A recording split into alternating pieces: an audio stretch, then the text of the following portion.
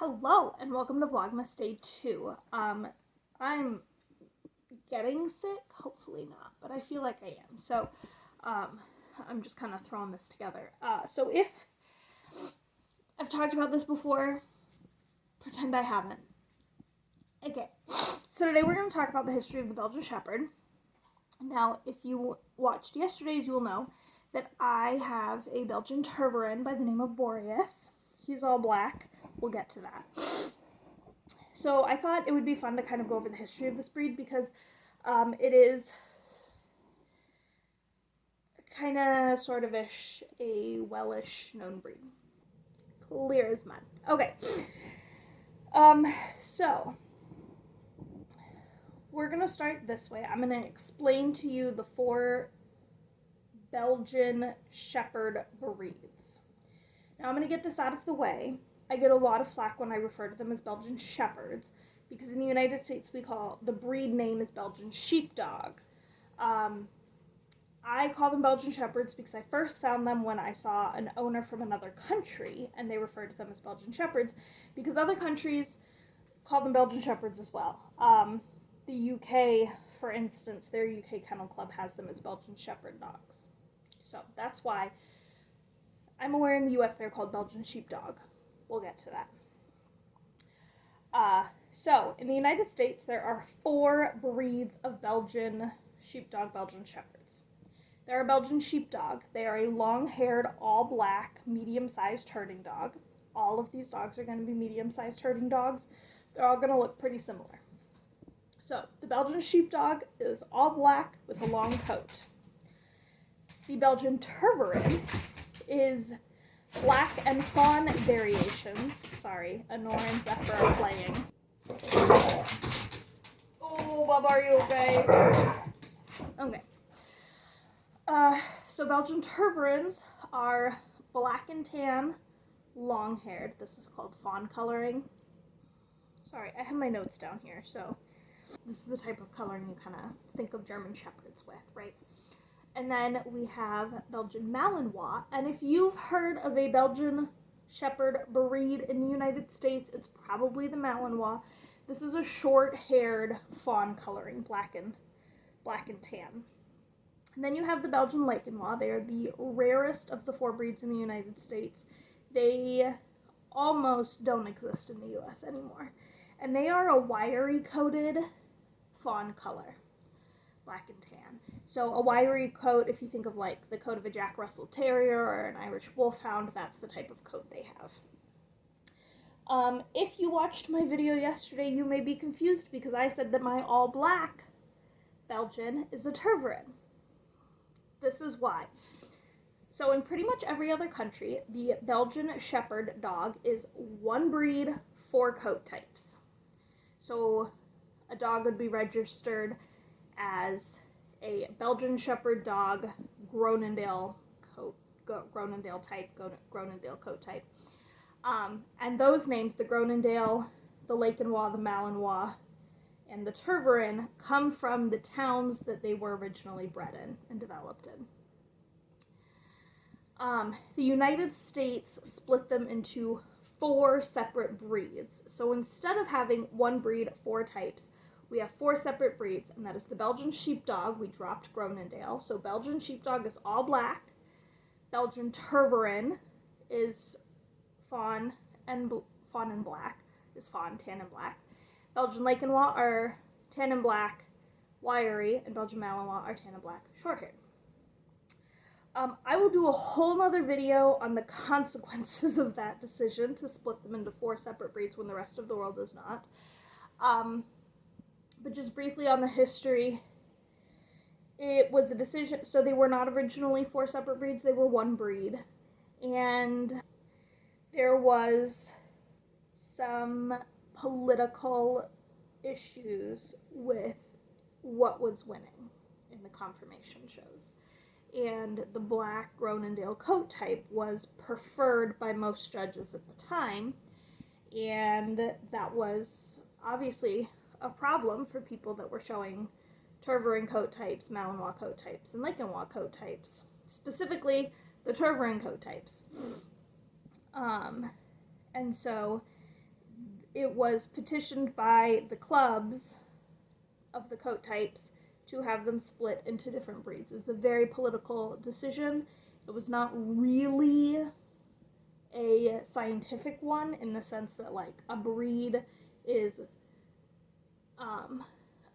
means a type of dog that breeds true, etc., etc. And so scientifically and historically, it wasn't really a sound decision. It was entirely a political decision of the choice to split them into 4 different breeds. I will do another video, this Vlogmas, going over the effects of having them as 4 separate breeds, because it is a lot. So what ends up happening is that if my dog, Boreas, had been born in a different country, he would be registered as a Belgian Shepherd dog, Groenendael type, and his parents would have been registered as Belgian Shepherds, Tervuren types, right? Because they're 4 separate breeds in the United States, he now has to be registered as an out-of-standard Tervuren. He cannot be registered as a Belgian Sheepdog, which is our equivalent of the Groenendael type. So if I guess I could technically show him, but he would be either DQ'd or would never be able to win because he's not the correct in-standard coat type. There's a lot more that goes into that because the reason it's not scientifically sound is that the way that the genetics of the dog breed works is that all coat types, for the most part, can give birth to all coat types, hence why 2 Belgian Tervuren types gave birth to a Belgian Groenendael type. So even though Boreas is technically an out-of-standard type, it is completely genetically possible for him to have those genetics. And the same thing with Malinois and Laekenois, just based off of what recessive genes the parents have. So that's why it's not necessarily scientifically sound to have them separated out into 4 separate breeds, because they all share the genetics of the different coat types. I hope that makes sense. I will do a separate video going into the genetics of their coat types, as well as a separate video on the effects of having them as 4 separate breeds and consequences of 4 separate breeds in the United States, because in case you can't tell, I deeply disagree with that decision. So we'll do that. For now, you have the history. They were split into 4 separate types due to political reasons within the conformation shows and what was being preferred by judges at the time. Other countries don't do that. That is why I have a black Belgian Tervuren when the in-standard coat color for Tervs is black and tan, or fawn-colored. So the Belgian Shepherd, I'll use Belgian Shepherd as the umbrella term for all 4, since technically in the United States the Belgian Sheepdog is a specific breed. So the Belgian Shepherd descends from the same dog or group of dogs, herding dogs, that a lot of Western European breeds stem from. For instance, the Dutch Shepherd and the German Shepherd come from the same type group originally as the Belgian Shepherds, as well as the much less known in the United States, I think. And I'm only reading this name. I've never heard it spoken out loud, so I'm going to say it wrong, but the Bouvier des Ardennes, the Bouvier des Ardennes Shepherd dog.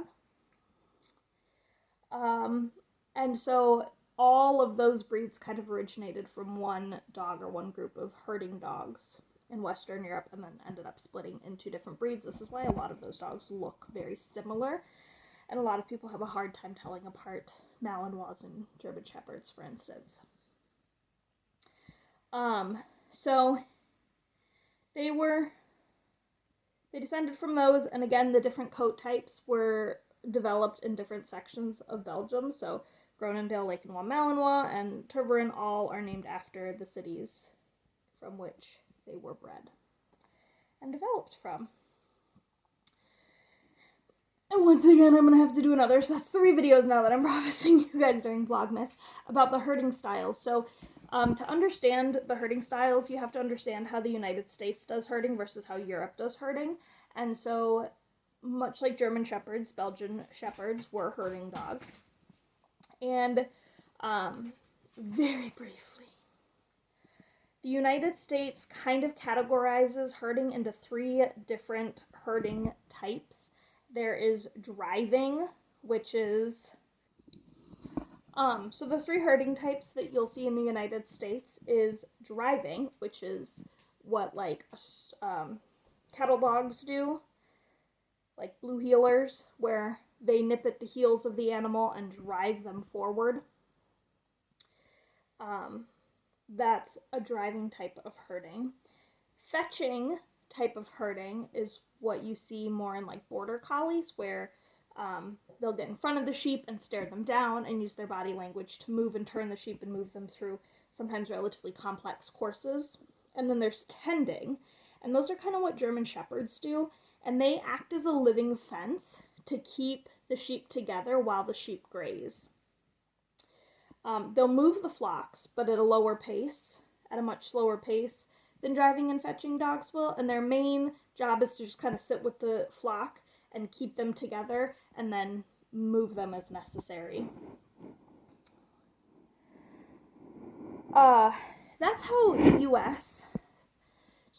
U.S. kind of identifies the herding types, and the herding courses for the AKC, or the American Kennel Club, is based off of those herding types. And I'm telling you all of this because the Belgian Shepherd dogs do not herd this way. They kind of have a herding style that is a mix between driving and tending. So they don't necessarily run a fence the way, like, maintain a living fence the way that the German Shepherds do. And their driving is a little bit different than what German Shepherds would do, so they don't really fit into this category. And so the Belgian Sheepdog Club of America has actually worked with the AKC to pull and make their own courses based off of a French style of herding. And again, I will go into more details about this in another video because I also want to make a video about rough collies, and rough collies have a similar issue as Belgian sheepdogs, where their herding style doesn't fit neatly into one of the 3 courses that the AKC does. So I will make an overall larger video about herding. And again, I am not a herding person, so this isn't my area of expertise. I'm just giving you an overview, introduction type thing, because I'm new to the herding as well, and this is what I've learned in trying to figure all this out. So if people know better about herding in the comments, please listen to them and check out their videos. So anyway, the Belgian Sheepdog Club of America has created their own course that is based off of French herding, and essentially what it is, as I understand it, they come out, and historically it would be that the sheep have a sleeping pasture and then they get moved up a road where they can't go into other people's fields up to their grazing pasture, which would be up the road. And so the Belgian sheepdog pulls them out of their fenced area, gets them up the road, pushes them into their pasture, and then the pasture is probably fenced, so they don't have to act as a living fence, but they still tend to the flock throughout the day, keep them together, keep an eye on them. And then while the shepherd is doing their work, so the Belgian sheepdog will go in and separate out a sheep for the shepherd to hold, shear, check on, do whatever they need, and tend while the shepherd's doing that. So once the sheep, so again, from the top, they have their sleeping pasture, the area where they sleep. The Belgian sheepdog would go in, push them out, drive them down the road while keeping them in the confines of the road and not getting into people's yards or other pastures, take them into their grazing pasture, and then help the farmer or shepherd do their work by pulling out a sheep, bringing it to the farmer, going back to tend the sheep until the farmer asks them to bring another sheep to them.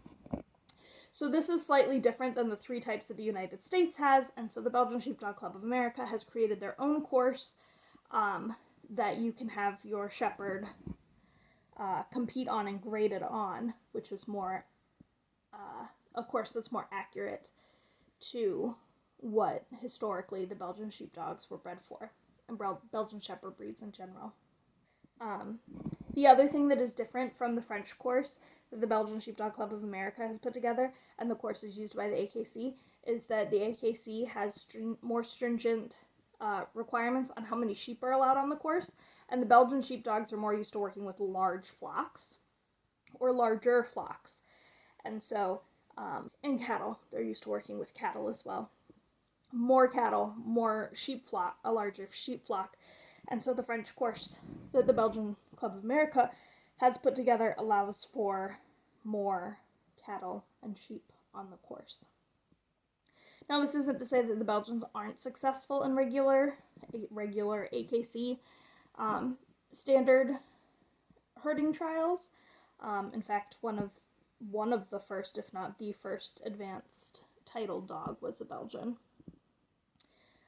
It's just that these courses aren't designed specifically for Belgians, and so if you're trying to capture how Belgians historically have been bred to shepherd their herds or to work their herds, it's not going to do that. And for preservation breeders, that is really important that you maintain the basics of how the animal came to be and how the breed is designed to work. So again, I will go into more on the differences between herding trials in the United States and herding trials in Europe and things like that, because the collie is the rough-coated collies are a similar issue where they're not exactly a driving breed, they're not exactly a tending breed, and so they have a different style. Anyway, that's a longer video. So that's your introduction to Belgian Shepherds and a little bit of their breed history. Tomorrow I'll probably do the consequences of the United States AKC splitting them into 4 breeds. The day after that I'll probably do the genetics, and then the day after that we'll do herding differences, which will lead us into our rough collie series.